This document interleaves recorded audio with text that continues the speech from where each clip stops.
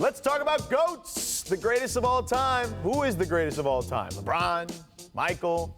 What about the NBA's all-time leading scorer, Kareem Abdul-Jabbar? According to Kareem, there's no such thing as the GOAT.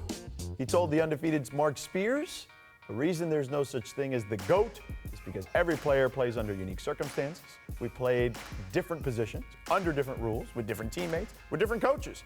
Every player has to adapt to their circumstances and find a way to excel. This isn't Highlander.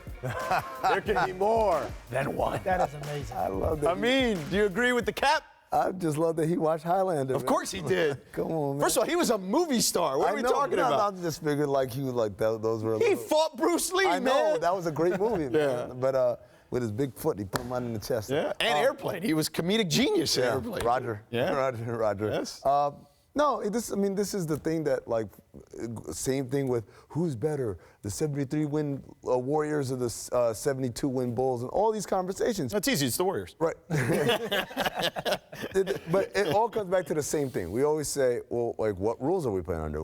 There's a lot of circumstances that led to why these individual teams and players were great, right?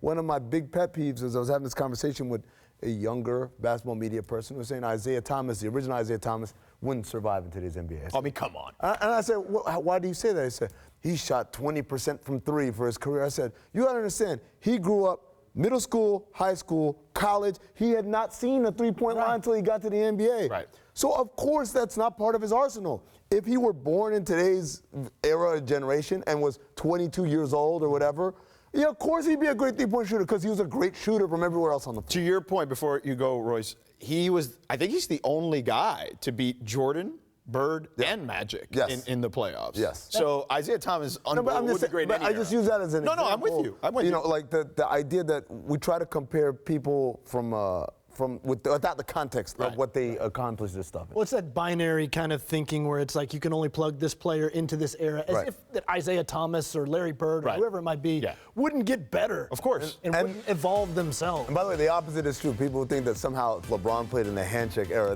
Get out of here. He's 280 pounds. Yeah. He's the size of Karl Malone. Right. Bigger, stronger, faster, better nutrition, better training, all that stuff. All those guys would be great in this era, too. I'd say this, though. Kareem Abdul-Jabbar really can't exist in 2018 media. That is way too much perspective. Too much nuance. And like, come on, Kareem. Yeah, Cap. We need a hot take around here. Give us a name. Yeah. Give us a name. Come on. The dirty demon of debate. It's LeBron. It's LeBron.